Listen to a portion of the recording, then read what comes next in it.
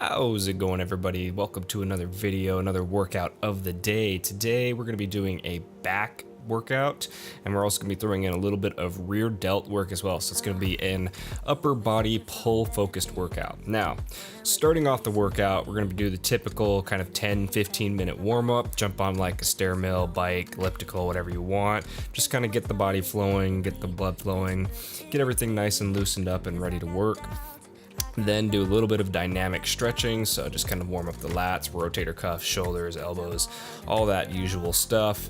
And then what I like to do here is I jump straight into a pre-activation movement. So with this, I'm keeping the weight extremely light, doing three sets of around 15 to 20 reps of single arm cable pull downs. So just really focusing on pumping blood into my lat, pulling and crunching each side, really focusing on that mind muscle connection, getting everything going, getting the muscles firing, and really warming up into what's going to be a nice heavy back workout today. So once we finish that, we're going to jump straight into some pull-ups. Now on these, if you can use weight, go for it. My back is still just kind of coming back from not having worked out consistently over the past month or so.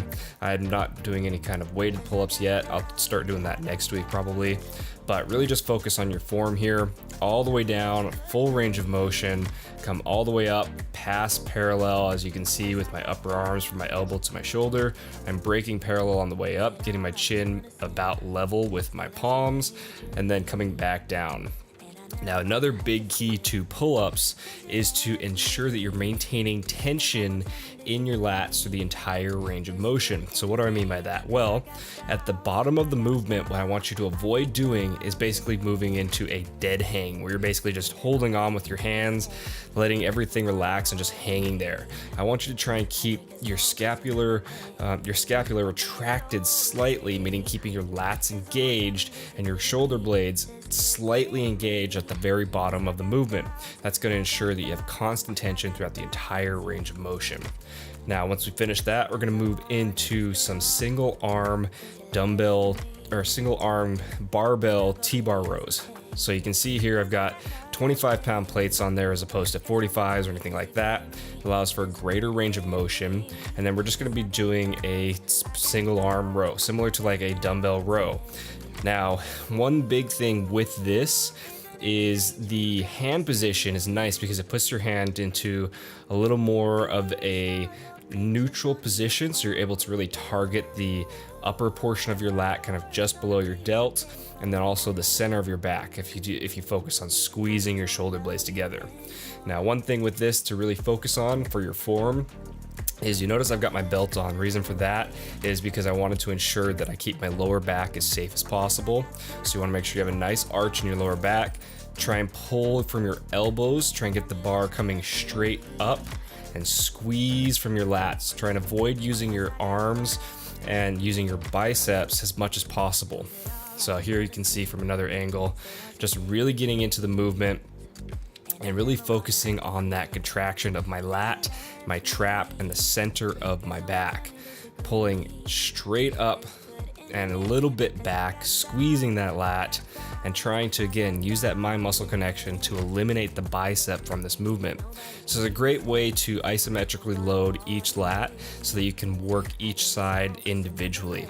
One of the reasons I like doing this and something like a dumbbell row as well. Great movement just to kind of build each side individually.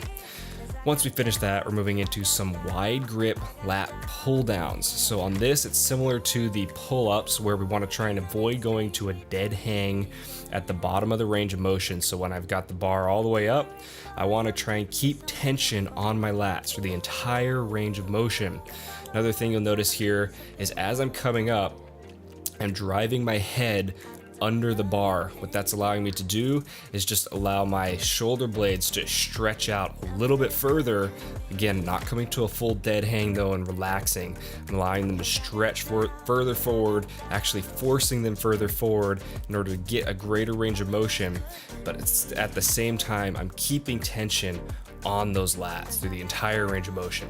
Pulling back down, focus on pulling the bar just below your chin, right up to your chest as far as you can comfortably pull it, and try and keep your elbows, as you can see from this angle, under your palms. Keep it nice and straight in line and squeeze those lats. Again, we're trying to really focus on isolating the lats with all these movements. Eliminate your biceps from the movement, eliminate your forearms. That's why I use like the Versa grips, or you can use wraps, anything like that, just to help focus and isolate those lats. That's the whole goal of this workout. Now, once we finish that, we're gonna move into a rear delt targeted workout, or rear delt targeted exercise. So this is gonna be a bent over, wide grip upright row, focusing on the rear delts. So you can see my hand position is fairly wide enough to where when I'm at the peak of the movement, at the top of the row, my forearms are actually staying vertical.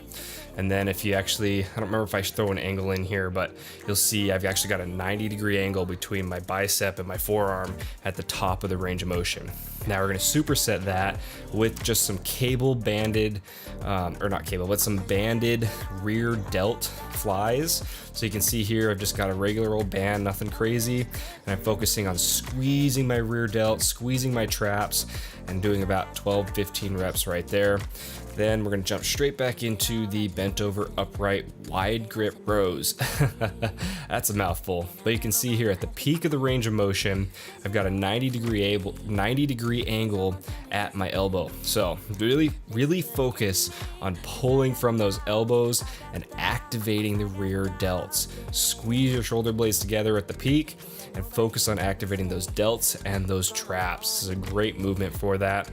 Focus on the movement before you start loading up the weight, because with this one, you will find that you'll be able to throw on a bunch of weight. I could throw on 25, 35 pounds on each side and rep it out, but I won't be targeting and I won't be activating the muscle as well as when I drop the weight down to the 10-pound plates on each side and really focus on the contractions. Mind muscle connection is everything when it comes to these types of exercises. Again, jump right into the banded rear delt flies. You can see I'm trying to keep my arms parallel to the floor, really focus on squeezing those rear delts. Squeeze, let them stretch forward. And when I come forward, I'm actually trying to roll my shoulders forward and really stretch those delts out even further before again pulling and starting to squeeze all the way up. So once we finish with that, we're gonna jump into the last exercise of the day. But before we do that, well, what I'm gonna say is it's gonna be a rack pull. Now I wanna go over a little bit of form advice here. So first of all, you'll see this right here. This is an example of what you do not want to do when you're doing rack pulls. You see my upper back is hunched, my scapula is actually extended, so I'm rolling my shoulder blades forward. This causes my lower back to round and puts me in a very unsafe position. So ideally what we want to do, and I'll show you here in just a second, is we actually want to focus on retracting that scapula, keeping our shoulder blades tight, keep them engaged, and then keeping our lower back as tight as possible as well. So right here, boom, see that? Slight difference, but it makes a huge difference in terms of your form and in terms of the safety of the movement. So you can see I've got a nice arch in my lower back. I've actually retracted my scapula. I've rolled my shoulder blades back, pinched my shoulder blades together as hard as I can. I'm thinking of trying to bend the bar, pulling from my pinkies, bend that bar in half, snap it in half, and really focusing on keeping my lats engaged the entire range of motion. Now with this, another thing to note is the bar path. So you can see as I'm coming up, the bar is traveling in a straight path from the racked position where it's on the ground or on these hammer strength pins to straight up. It's gliding straight in a nice straight path going along my legs, and I'm focusing on maintaining that upper body posture and keeping my scapula retracted, keeping everything engaged, keeping my lats tight, and I'm not letting myself round. Now, onto the actual exercise. We're gonna be doing a banded rack pull. So this is something that I haven't done in a long time, but I like to throw in bands occasionally because they allow you to just change up how you're increasing the intensity, how you're overloading the muscle, and one thing is it just really helps keep things interesting, keeps things fun. So if you don't have bands, don't worry about it. You can do a standard rack pull, but my gym has bands, so I'm lucky enough to be able to use them. And with this, Gonna be just kind of warming up into it. These bands, I'm not quite sure what kind of tension it puts on the bar, but one thing that I did really like about this is you can see as I'm pulling the instability of it. It actually almost acts like an earthquake bar, if you've ever heard or worked with one of those before. It was really cool. I really like this, and I'll be implementing this a lot more when I have the chance. But as I was saying, with this, keep that back nice and tight, keep it straight, and keep those lats engaged all the way from the rack position there to the top of the range of motion at the peak.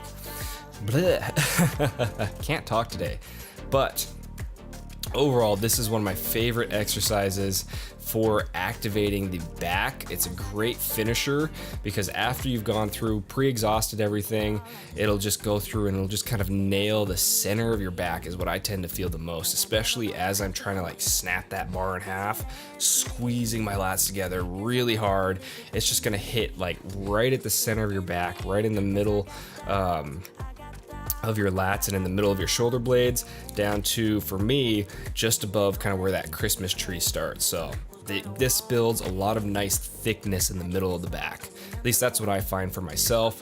How you guys do it, you may feel a little bit different, but overall, great move, great finisher. Focus on the form over the weight. That's another reason we're doing this at the end of the workout, is we want to focus on just kind of overloading the muscle, burning everything out, and getting a nice good pump before we call it a day. So overall, remember the key things with this piece of advice. So overall, remember the key pieces of advice that I gave you. If you guys need to, leave a comment down below, ask any questions that you want. I'll get back to you as soon as possible. And as always, I hope you guys have enjoyed the video. I hope you guys have learned something. I hope you guys have taken something away. If you guys haven't seen my recent video on starting a diet for this new year, then go check that out. I'll have it linked at the end of this video, or I'll throw it up in a card right now. And like I said, if you guys like the video, throw it a like, definitely helps out. Don't forget to subscribe, and I will see you guys in the next one. Bye. 'Cause I got